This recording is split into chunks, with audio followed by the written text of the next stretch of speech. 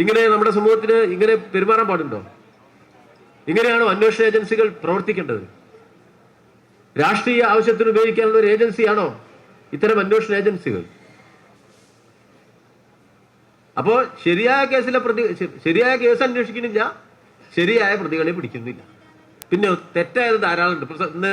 ഇന്നലെ പിന്നാന്നിട്ട് ഞാൻ പത്രത്തിൽ വായിച്ചു, 193 മറ്റോ കേസ് വരെ ചാർജ് ചെയ്തു.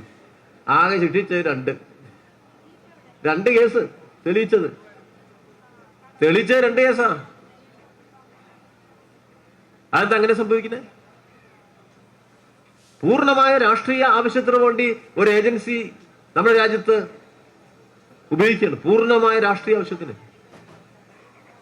നല്ലൊരാവശ്യത്തിന് ഇന്ത്യയുടെ പാർലമെന്റ് ചർച്ച ചെയ്തൊരു വിഷയം, നല്ല ചർച്ച ഇന്ത്യയുടെ പാർലമെന്റിൽ നടന്നിട്ടുണ്ട്. ഭാഗ്യത്തിനോ നിർഭാഗ്യത്തിനോ ആ ചർച്ചയിൽ പങ്കെടുത്ത ഒരാളാണ് ഞാൻ. ഈ നിയമം ഉണ്ടാക്കുന്ന അന്ന് നമ്മൾ ആരെങ്കിലും കരുതും ഈ നിയമം പാസ്സാക്കുമ്പോൾ മുഖ്യമന്ത്രിമാരെ അടക്കി പിടിച്ചോണ്ട് ആരെങ്കിലും കരുതും? ഞാൻ അതിൽ ചർച്ചയിൽ പങ്കെടുത്തിട്ടുണ്ട്. നമ്മുടെ നാട്ടിലെ പല ആളുകളും ആ ചർച്ചയിൽ വിശദമായ ചർച്ച നടത്തിയാണ്. അന്നൊക്കെ ഗവൺമെന്റ് വാദിച്ചതെന്താ? ആ പൈസ വന്ന് നമ്മൾ കുടുങ്ങുവേ, ലോകത്തെ എല്ലായിടത്തും ഉണ്ടേ, പരിഷ്കൃത രാജ്യങ്ങളെല്ലാം പാസ്സാക്കിയേ. അന്ന് ആരെങ്കിലും കരുതിയോ ഇന്ത്യയുടെ പാർലമെന്റിൽ ഈ നിരപരാധികളെ പിടിച്ചുകൊണ്ടുപോയി രാഷ്ട്രീയ ആവശ്യത്തിന് സംഘപരിവാറുകാരന് ദുർവിനിയോഗം ചെയ്യുന്നതിന് വേണ്ടിയുള്ള ഒരു നിയമമാണ് ഇന്ത്യയുടെ പാർലമെന്റ് പാസ്സാക്കുന്നത്? അപ്പൊ നമ്മൾ മനസ്സിലാക്കിക്കൊള്ളണം, ഈ BJP ഏത് നിയമം പാസ്സാക്കിയാലും ആ നിയമത്തിന്റെ ആത്യന്തിക ലക്ഷ്യം സംഘപരിവാറിന് ഉപയോഗപ്പെടുത്താനുള്ളതാണ്, രാഷ്ട്രീയ പ്രതിയോഗികൾക്കെതിരായി ഉപയോഗപ്പെടുത്താനുള്ളതാണ്. തീവ്ര ഹിന്ദുത്വത്തിന്റെ ഈടുവെപ്പാണ് നിയമനിർമ്മാണം എന്ന ദയനീയമായ അവസ്ഥ നമ്മുടെ നാട്ടിൽ വരുമ്പോ അത് തുറന്നു കാണിക്കാനുള്ള ഉത്തരവാദിത്വം പുരോഗമന പ്രസ്ഥാനങ്ങൾക്കുണ്ട് എന്നത് നമ്മളെല്ലാം മനസ്സിലാക്കി പോകും. ഇത് വ്യക്തമായ തെളിവുകളുടെ അടിസ്ഥാനത്തിൽ എവിടെയെങ്കിലും സംശയമുണ്ടോ? ദുർവിനിയോഗത്തിന്റെ നിരവധി ഉദാഹരണങ്ങൾ നമ്മൾ മുന്നിൽ കിടക്കും. ഞാൻ അതിന്റെ എല്ലാ കാര്യത്തിലും പോണില്ല. നമ്മുടെ രാജ്യത്തിന്റെ രാഷ്ട്രീയ ഘടനയിൽ BJP അധികാരത്തിൽ തുടരുന്നതിന് വേണ്ടി തുടർച്ചയായി വിവിധങ്ങളായ അന്വേഷണ ഏജൻസികളെ ദുർവിനിയോഗം ചെയ്യുന്ന അനുഭവങ്ങൾ നമ്മുടെ സമൂഹത്തിന്റെ മുന്നിൽ വലിയ തോതിൽ അനാവരണം ചെയ്യപ്പെട്ടു. എല്ലാ ഇത്തരം ഏജൻസികളും CBI ഉപയോഗിക്കുന്നുണ്ട്, ED ഉപയോഗിക്കുന്നുണ്ട്, ഗവർണർ സ്ഥാനത്ത് മറ്റൊരു തരത്തിൽ ഉപയോഗിക്കുന്നുണ്ട്. ഇതൊക്കെ നമ്മുടെ ജനാധിപത്യത്തിനെ തടസ്സപ്പെടുത്തുന്നതാണ്, ജനാധിപത്യത്തിലെ ഭിന്ന സ്വരങ്ങളെ അടിച്ചമർത്താൻ ഉപയോഗിക്കുന്നതാണ്. തെരഞ്ഞെടുപ്പുകൾ വരികയാണെന്ന് വെച്ചാൽ ED ഒന്ന് സജീവവും. ഇപ്പൊ ഇങ്ങനെ നിൽക്കുന്നുണ്ട്, കേൾക്കണില്ലെങ്കിൽ സംശയിക്കേണ്ട. തെരഞ്ഞെടുപ്പിട്ട് വരികയാണെന്ന് വെച്ചാൽ ആളിറങ്ങി. പിന്നെ നമ്മുടെ മാധ്യമ സുഹൃത്തുക്കൾക്കൊരു ഗുണമുണ്ട്, നല്ല പ്രോത്സാഹന. ഏതെങ്കിലും നിരപരാധിനെ പിടിച്ചോണ്ടെന്നാ വലിയ പ്രോത്സാഹന, അതിനെക്കുറിച്ച് വാർത്തയാ.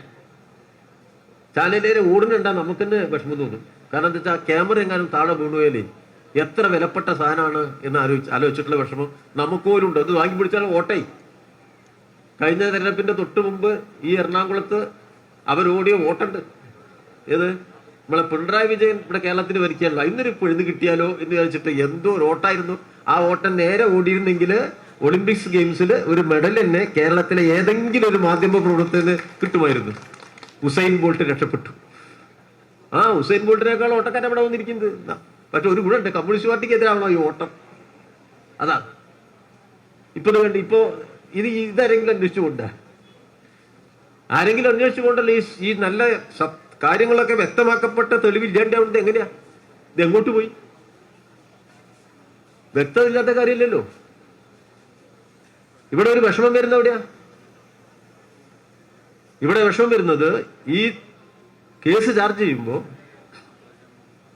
കേരളത്തിലെ പോലീസ് സംവിധാനത്തിന് അവരുടെ കയ്യിൽ അവർക്ക് ചുമതലപ്പെട്ട വകുപ്പ് വെച്ചുകൊണ്ട് ഇക്കാര്യത്തിൽ കേസെടുക്കാൻ പറ്റില്ല. അത് ഇവരെടുക്കണം, ED എടുക്കണം. സാമ്പത്തിക കുറ്റമാണ്. ആ കേസ് ED അന്വേഷിക്കണം. അതുകൊണ്ടാണല്ലോ കേരള പോലീസ് കൃത്യമായിട്ട് ഞാൻ ആദ്യം പറഞ്ഞതുപോലെ ഒന്നൊന്നായിട്ട് അന്വേഷിച്ച് വിഷയങ്ങൾ ഇങ്ങനെയാണ് എന്നൊക്കെ പറഞ്ഞ് തെളിവ് സഹിതം അങ്ങോട്ട് കൊടുത്തു. അപ്പൊ അതിൽ 2 ഭാഗം വരും. ഒന്ന് സാമ്പത്തിക കുറ്റത്തിന്റെ ഭാഗം വരും, വേറൊന്ന് കേരള പോലീസിന്റെ അന്വേഷിക്കാവുന്ന ഏത് പോലീസിനും അന്വേഷിക്കാവുന്ന തട്ടിക്കൊണ്ടുവരും. അത് ക്രിമിനൽ കേസാണ്, ക്രിമിനൽ ഭാഗം വരും. ഇവരന്വേഷിക്കേണ്ട കാര്യത്തിനാണല്ലോ ഇവരെ കൈ കൊടുത്ത് അന്വേഷിക്കാൻ. ആ ഭാഗം മാത്രം അവരന്വേഷിക്കില്ല. അവിടെ അവർ എക്സോണറേറ്റ് ചെയ്യണം, ഒഴിവാക്കണം.